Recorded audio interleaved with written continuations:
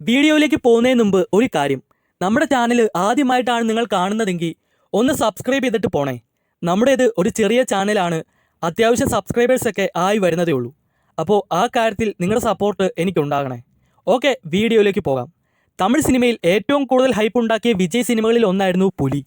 ഇന്ന് പലർക്കും ഈ സിനിമ ഒരു ട്രോൾ മെറ്റീരിയൽ പോലെ തോന്നാമെങ്കിലും റിലീസിന് മുമ്പ് ഈ സിനിമയെ ചുറ്റിപ്പറ്റി ഉണ്ടായിരുന്ന ഹൈപ്പ് വേറെ ലെവലായിരുന്നു. കാരണം അന്നത്തെ സമയത്ത് വിജയ് പൂർണ്ണമായും മാസ് ഹീറോ ട്രാക്കിലേക്ക് കയറി നിൽക്കുന്ന ടൈം. തുപ്പാക്കി, കത്തി പോലെയുള്ള വലിയ വിജയങ്ങൾക്ക് ശേഷം വരുന്ന വിജയ് സിനിമ, അതും വിജയ് ഇതുവരെ ചെയ്യാത്തൊരു ഫാൻറ്റസി ആക്ഷൻ അഡ്വഞ്ചർ ലോകം. അങ്ങനെ നോക്കുമ്പോൾ ആരാധകർക്ക് ഈ സിനിമയോട് ഉണ്ടായിരുന്ന പ്രതീക്ഷ ചെറിയതൊന്നുമല്ല. 2015 ഒക്ടോബർ 1 പുലി റിലീസാവുന്നത്. സംവിധായകൻ ചിമ്പുദേവൻ, വിജയ് ഡുവൽ റോളിൽ, കൂടെ ശ്രീദേവി, ശ്രുതി ഹാസൻ, ഹൻസിക, കിച്ച സുദീപ്, അങ്ങനെ വലിയൊരു കാസ്റ്റിംഗ്. അന്നത്തെ കാലത്ത് ഇത്രയും വലിയൊരു കാസ്റ്റിൽ ഒരു ഫാൻറ്റസി സിനിമ വരുന്നു എന്നത് തന്നെ വലിയ വാർത്തയായിരുന്നു. സിനിമയുടെ ഫസ്റ്റ് ലുക്ക് വന്ന സമയത്ത് തന്നെ ആളുകൾ ഞെട്ടി. കാരണം വിജയുടെ ലുക്ക് സാധാരണ രാജാവോ ഒരു യോദ്ധാവോ ചെയ്യുന്ന രീതിയിലുള്ള ഹെയർ കട്ട് സ്റ്റൈൽ അല്ലായിരുന്നു. മുടി സൈഡ് എടുത്ത് ഓൾമോസ്റ്റ് ഒരു മോഡേൺ മിലിറ്ററി കട്ട് പോലെയുള്ള ലുക്ക്. അതോടെ ഫാൻ തിയറികൾ തുടങ്ങി. ആ സമയത്ത് ടൈം ട്രാവൽ കൺസെപ്റ്റൊക്കെ ഇന്ത്യയിൽ അത്ര പരിചിതമല്ലായിരുന്നു. എങ്കിലും നമുക്കതിനോടുള്ളൊരു താല്പര്യം അത് വേറെ ലെവലായിരുന്നു. ഹോളിവുഡിലെയും മറ്റു ഭാഷകളിലെയും സിനിമകൾ കാരണം ഓഡിയൻസ് അത്തരം കഥകളോട് കൂടുതൽ ഇൻട്രസ്റ്റിംഗ് ആയ സമയമായിരുന്നു. പുലിയുടെ ടീസറിൽ ഫ്യൂച്ചറിസ്റ്റിക് ഫീൽ ഉണ്ടെന്ന് പറഞ്ഞ് പലരും ആ വീഡിയോ ഡീകോഡ് ചെയ്യാൻ തുടങ്ങി. അന്നത്തെ പഴയ യൂട്യൂബ് സിനിമ അപ്ഡേറ്റുകളൊക്കെ പറയുന്ന ചാനൽ എടുത്തു നോക്കിയാൽ അറിയാം, അവർ ആ ടീസർ നന്നായിട്ട് ഡീകോഡ് ചെയ്തിരുന്നു. വിജയ് പ്രസൻറ്റ് ടൈമിൽ നിന്നും പഴയ കാലത്തിലേക്ക് പോകുന്നു, ഇത് ഫാൻറ്റസി അല്ല സയൻസ് ഫിക്ഷൻ ആണ്, ഡബിൾ ടൈം ലൈൻ ഉണ്ട് എന്നൊക്കെ തിയറീസ് വന്നു. അതിലേറെ ഹൈപ്പ് കൂട്ടിയത് പടത്തിൻ്റെ ട്രെയിലറായിരുന്നു.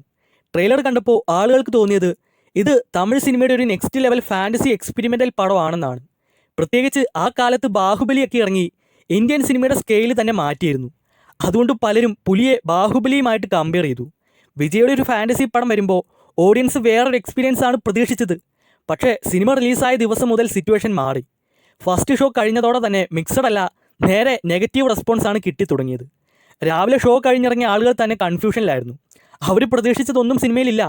ഇനി സിനിമയുടെ സ്റ്റോറിയിലേക്ക് വന്ന കഥ വളരെ സിമ്പിളായിരുന്നു. മറുധീരൻ എന്നൊരു യുവാവ്, അവൻ്റെ ഗ്രാമം, അവൻ്റെ പ്രണയിനി പവിഴമല്ലി. ഒരു ദിവസം വേതാളങ്ങൾ ഗ്രാമത്തിലേക്ക് കയറി വന്ന് പവിഴമല്ലിയെ തട്ടിക്കൊണ്ടുപോകുന്നു. പിന്നെ അവളെ രക്ഷിക്കാൻ മറുധീരൻ നടത്തുന്ന യാത്ര. ഇതാണ് പുലിയുടെ ഒരു ബേസിക് പ്ലോട്ട്. കഥ കേൾക്കുമ്പോൾ വലിയ പ്രശ്നമൊന്നുമില്ല, ഒരു സിമ്പിൾ ഫാൻറ്റസി അഡ്വഞ്ചറൊക്കെ പോലെ തോന്നും. പക്ഷേ എക്സിക്യൂഷനാണ് ആളുകളെ നിരാശപ്പെടുത്തിയത്. ആദ്യത്തെ വലിയ പ്രശ്നം പടത്തിൻ്റെ ടോണായിരുന്നു. സിനിമ ഒരു സീരിയസ് ഫാൻറ്റസി ആണോ അതോ വെറും കോമഡി ഫാൻറ്റസി ആണോ എന്നൊന്നും ആൾക്കാർക്ക് ക്ലിയർ ആയിരുന്നില്ല. ഒരു സീൻ ഇമോഷണലി കണക്റ്റായി വരുമ്പോൾ അടുത്ത മിനിറ്റിൽ കോമഡി ആയി പോകും. വില്ലനെയൊക്കെ കാണുമ്പോൾ ആൾക്കാർ ചിരിക്കാൻ തുടങ്ങി. ഒന്ന് ഇമോഷണലി കണക്റ്റായി വരുവാണെങ്കിൽ അടുത്ത ഷോട്ടിൽ സ്ക്രീൻ പ്ലേ ബ്രേക്ക് ആകും. അതാണ് ഈ സിനിമയുടെ ഫ്ലോ മുഴുവൻ തകർത്തത്. മറുധീരൻ്റെ ക്യാരക്ടർ നോക്കിയാൽ ഇൻട്രൊഡക്ഷനൊക്കെ എടുത്ത മാസ് ഹീറോ ഇൻട്രൊഡക്ഷൻ പോലെ ആയിരുന്നു. പക്ഷേ അതിനുശേഷം ക്യാരക്ടർ റൈറ്റിംഗ് വീക്കായി. ഹീറോ ഡേഞ്ചറസ് മിഷനിലേക്ക് പോകുവാണ്, പക്ഷേ വഴിയിൽ സോങ്, കോമഡി, റാൻഡം സീൻസ് ഓഡിയൻസിലേക്ക് എനർജി ഫീൽ ചെയ്യുന്നില്ല. അതാണ് അഡ്വഞ്ചർ സിനിമയിൽ ഏറ്റവും പ്രധാനപ്പെട്ടത്. ഹീറോയ്ക്കൊരു മിഷൻ ഉണ്ടെങ്കിൽ ഓഡിയൻസിലേക്കും ആ ടെൻഷൻ ഫീൽ ആവണം. പക്ഷേ പുലിയുടെ കാര്യത്തിൽ അത് സംഭവിച്ചു. ശ്രുതി ഹാസൻ്റെ ക്യാരക്ടർ ഓൾമോസ്റ്റ് ഒരു കിഡ്നാപ്പിംഗ് വിക്ടിം റോൾ മാത്രമായി പോയി. ഇമോഷണലി വെയിറ്റ് ഉണ്ടാക്കേണ്ട ക്യാരക്ടർ ആയിരുന്നെങ്കിലും സ്ക്രീൻ പ്ലേ അവൾക്ക് ആ ഡെപ്ത് കൊടുത്തില്ല. അതുപോലെ ഹൻസികയുടെ ക്യാരക്ടർ, ശരിക്കും പറഞ്ഞാൽ ഈ സിനിമയിലെ ഏറ്റവും അൺനെസസറി ട്രാക്കായിരുന്നു പുള്ളിക്കാരി. ഒരു ഫാൻറ്റസി അഡ്വഞ്ചർ സ്റ്റോറിയിൽ പെട്ടെന്നൊരു ഐറ്റം സോങ് വന്നാൽ എന്തായിരിക്കും അവസ്ഥ? പടത്തിന് ട്രാക്കേ മാറിപ്പോവും. പ്രത്യേകിച്ച് ഈ പടത്തിന് സോങ് എല്ലാം പ്ലേസ് ചെയ്ത ടൈമിംഗ്, അതൊരു വല്ലാത്ത ടൈമിംഗ് ആയിരുന്നു. ഹീറോ തൻ്റെ ലവറിനെ രക്ഷിക്കാൻ പോകുമ്പോൾ മറ്റൊരു നായികയോടൊപ്പം ഡുവറ്റ് കളിക്കുന്നു. ആളുകൾക്ക് അതൊന്നും വർക്കായില്ല. എങ്കിലും സിനിമയിൽ പോസിറ്റീവ് ഇല്ല എന്ന് നമുക്ക് ഒറ്റ വാക്കിൽ പറയാൻ സാധിക്കില്ല. വിജയുടെ സ്ക്രീൻ പ്രസൻസ് പതിവ് പോലെ ഈ പടവും സ്ട്രോങ് ആക്കി നിർത്തിയിരുന്നു. പ്രത്യേകിച്ച് പുലിവേന്ദ്രൻ്റെ ഫ്ലാഷ് ബാക്ക് പോർഷൻ, ആ ലുക്കൊക്കെ ഓഡിയൻസിന് ഒരുപാട് ഇഷ്ടപ്പെട്ടിരുന്നു. പലരും പിന്നീട് പറഞ്ഞത് മുഴുവൻ സിനിമയും പുലിവേന്ദ്രൻ്റെ ടൈം ലൈനിലായിരുന്നെങ്കിൽ ബെറ്റർ ആയനെ എന്നാണ്. ആ ക്യാരക്ടറിന് ശരിക്കും ഒരു റോയൽ ഓറ ഉണ്ടായിരുന്നു. ബാക്ക്ഗ്രൗണ്ട് സ്കോറും ചില പോർഷൻസിൽ നല്ല രീതിക്ക് ഇമ്പാക്റ്റ് ഉണ്ടാക്കി. ദേവി ശ്രീ പ്രസാദ് ആയിരുന്നു പുലിയുടെ മ്യൂസിക് വർക്കൊക്കെ ചെയ്തത്. ബ്ലോക്ക് ബസ്റ്റർ ലെവലിൽ വന്നില്ലെങ്കിലും ഡീസൻറ്റ് റീച്ചൊക്കെ ഉണ്ടാക്കിയിരുന്നു. ഇനി സിനിമയുടെ ഏറ്റവും വലിയ പരാജയം VFX ആണ്.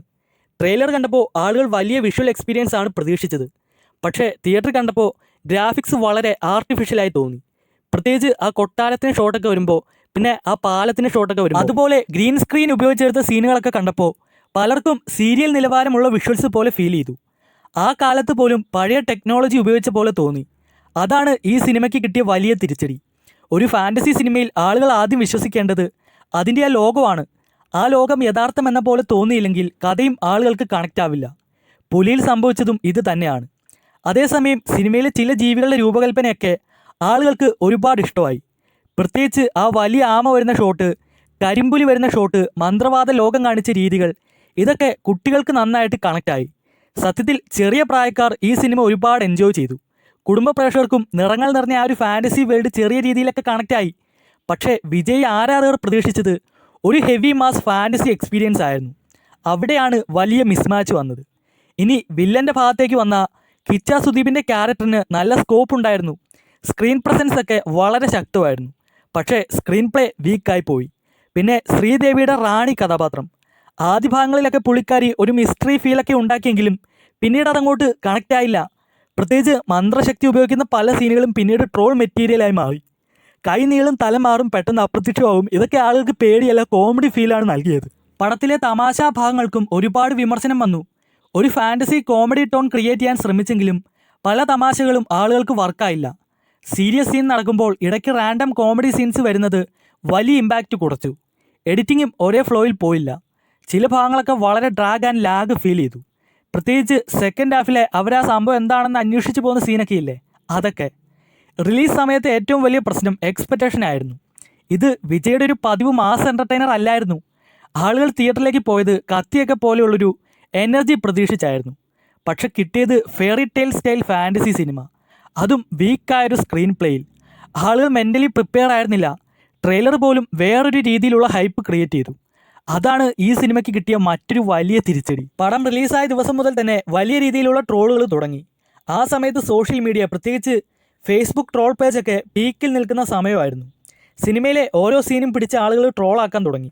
ലോജിക്ക് എവിടെ, ഫാൻറ്റസി ആണെങ്കിൽ ഒരു ലിമിറ്റ് വേണം, മോഡേൺ ഹെയർ കട്ടുള്ള രാജാവ് എന്നൊക്കെ പറഞ്ഞായിരുന്നു പ്രധാന ട്രോളുകൾ. പ്രത്യേകിച്ച് വിജയ് വേതാളമായി മാറുന്ന ആ ഒരു സീനൊക്കെ, കണ്ണിൽ നീല നിറം അടിച്ചാൽ വേതാളമാകുന്നു എന്ന കൺസെപ്റ്റൊക്കെ ആളുകൾക്ക് വലിയ കോമഡിയായി തോന്നി. സാധാരണ ഓഡിയൻസിന് മാത്രമല്ല, വിജയ് ആരാധകർക്ക് പോലും ഈ സിനിമയെപ്പറ്റി പറഞ്ഞ് ഡിഫെൻഡ് ചെയ്യാൻ വളരെ ബുദ്ധിമുട്ടായിരുന്നു. അതിനുശേഷം വിജയ് തൻ്റെ സിനിമാ കരിയറിൽ വലിയൊരു മാറ്റം വരുത്തി. പുലി ഫ്ലോപ്പ് ആയതിനു ശേഷം അദ്ദേഹം വീണ്ടും തൻ്റെ സേഫ് കമേഴ്ഷ്യൽ സോണിലേക്ക് മടങ്ങി. തെരി, മെർസൽ, സർക്കാർ, മാസ്റ്റർ, ലിയോ വരെ വന്ന സിനിമകളിൽ അദ്ദേഹം വീണ്ടും തൻ്റെ മാസ് ഇമേജ് ശക്തമാക്കി. ഒരുപക്ഷെ പുലി വലിയ വിജയമായിരുന്നെങ്കിൽ വിജയ് വീണ്ടും ഫാൻറ്റസി ജേണർ എക്സ്പ്ലോർ ചെയ്തേനെ. പക്ഷേ ആ ഒരു പരാജയം അദ്ദേഹത്തെ കൂടുതൽ ശക്തനാക്കി എന്ന് വേണം പറയാൻ. ഇനിയൊരു ഇൻട്രസ്റ്റിംഗ് ആയിട്ടുള്ള കാര്യമുണ്ട്. പുലി ഇന്നായിരുന്നു റിലീസ് ചെയ്തിരുന്നതെങ്കിൽ റിസൾട്ട് മാറുമായിരുന്നു. ചില കാര്യങ്ങളിലൊക്കെ മാറിയാനേ എൻ്റെ അഭിപ്രായത്തിലാണ്. കാരണം ഇന്നത്തെ ഓഡിയൻസ് ഫാൻറ്റസി സിനിമകൾ കൂടുതൽ അക്സെപ്റ്റ് ചെയ്യുന്നുണ്ട്. OTT ജനറേഷനൊക്കെ വന്നതോടെ എക്സ്പെരിമെൻ്റൽ സിനിമകളോട് ആളുകൾ ഓപ്പണായി. ഇന്നത്തെ അഡ്വാൻസ്ഡ് VFX ടെക്നോളജിയൊക്കെ ഉപയോഗിച്ച് റീമേക്ക് ചെയ്ത വിഷ്വൽസ് കൂടുതൽ കൺവിൻസിങ് ആയേനെ. പക്ഷേ സ്ക്രീൻ പ്ലേയുടെ പ്രശ്നം അപ്പോഴും ബാക്കി നിൽക്കും. വീക്കായിട്ടുള്ള സ്ക്രീൻ പ്ലേ, ടോൺ കൺഫ്യൂഷൻ, ലോജിക്കിൻ്റെ മിസ്റ്റേക്ക്, ഇതൊന്നും മാറാത്ത സിനിമ ഇന്നും പൂർണ്ണമായിട്ടും ആളുകൾക്ക് വർക്കാവില്ല. അതേസമയം ഒരു കാര്യം സമ്മതിക്കണം, വിജയ് തൻ്റെ കംഫർട്ട് സോൺ വിട്ട് ചെയ്ത വലിയൊരു എക്സ്പെരിമെൻ്റൽ പടമായിരുന്നു പുലി.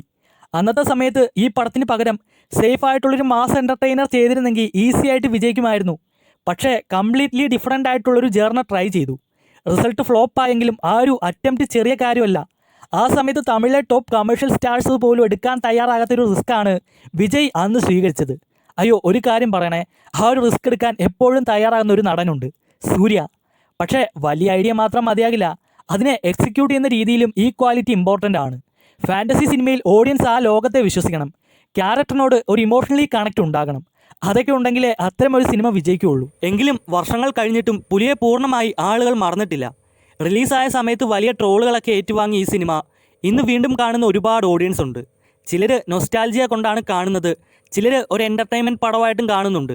പക്ഷേ പടത്തിലെ ഗാനങ്ങളും പ്രത്യേകിച്ച് പുലിവേന്ദ്രൻ്റെ ഫ്ലാഷ് ബാക്ക് പോർഷൻസൊക്കെ ഇന്നും ഒരുപാട് പേർക്ക് ഇഷ്ടമാണ്.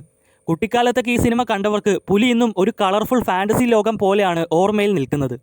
മൊത്തത്തിൽ നോക്കിയാൽ പുലി ഫ്ലോപ്പായത് ഒറ്റ കാരണം കൊണ്ടല്ല. അമിതമായിട്ടുള്ള ഹൈപ്പ്, വീക്കായിട്ടുള്ള സ്ക്രീൻ പ്ലേ, കൺവിൻസിങ് അല്ലാത്ത VFX, ലോജിക്കിൻ്റെ മിസ്റ്റേക്ക്, ഓഡിയൻസിന് തെറ്റായ എക്സ്പെക്റ്റേഷൻ നൽകിയ മാർക്കറ്റിംഗ്, ഇതെല്ലാം കൂടി ചേർന്നാണ് ഈ സിനിമയെ ഇത്രയും ഡൗൺ ആക്കിയത്. പക്ഷേ ഒരു കാര്യം സമ്മതിക്കണം, ആ ഒരു സമയത്ത് സേഫ് ആയിട്ടുള്ള മാസ് സിനിമകൾ മാത്രം ചെയ്തിരുന്ന വിജയ് തൻ്റെ കംഫർട്ട് സോൺ വിട്ട് കംപ്ലീറ്റ്ലി ഡിഫറൻ്റ് ആയിട്ടുള്ളൊരു ജേർണർ ട്രൈ ചെയ്തു. അത് വലിയൊരു റിസ്ക് ആയിരുന്നു. റിസൾട്ട് വർക്കായില്ലെങ്കിലും ആ ഒരു അറ്റംപ്റ്റ് ചെറിയ കാര്യമല്ല. തമിഴ് കൊമേഴ്ഷ്യൽ സിനിമയിൽ വലിയ സ്കെയിലിൽ ഫാൻറ്റസി ലോകം ക്രിയേറ്റ് ചെയ്യാൻ നടത്തിയ ആ ഒരു ശ്രമം എന്ന നിലയിൽ പുലി ഇന്നും ഓർമ്മിക്കപ്പെടുന്ന ഒരു പ്രോജക്റ്റാണ്. അപ്പോൾ ഇതൊക്കെയാണ് പുലി എന്ന സിനിമ പരാജയപ്പെടാനുള്ള കാരണങ്ങളായി എനിക്ക് തോന്നിയിട്ടുള്ളത്. നിങ്ങളുടെ അഭിപ്രായം എന്താണെന്ന് ജസ്റ്റ് ഒന്ന് കമൻറ്റ് ചെയ്തേരെ. പിന്നെ ഒരു കാര്യം, എത്രയും പെട്ടെന്നുള്ള സിനിമ അപ്ഡേറ്റുകൾ ഡെയിലി അറിയാൻ നമ്മുടെ വാട്സാപ്പ് ഗ്രൂപ്പിൽ ജോയിൻ ചെയ്യുന്ന കാര്യം മറക്കല്ലേ. ലിങ്ക് താഴെ കൊടുത്തിട്ടുണ്ട്, കമൻറ്റിൽ പിൻ ചെയ്തിട്ടുണ്ട്. അപ്പോൾ ഇതാണ് ഇന്നത്തെ വീഡിയോ. വീഡിയോ ഇഷ്ടപ്പെട്ടാൽ ലൈക്ക് ചെയ്യണം, നമ്മുടെ ചാനൽ സബ്സ്ക്രൈബ് ചെയ്യണം, പിന്നെ വീഡിയോയ്ക്ക് ഒരു കമൻറ്റും കൊടുക്കണം. അപ്പോൾ ഓക്കെ, അടുത്ത വീഡിയോയിൽ കാണാം.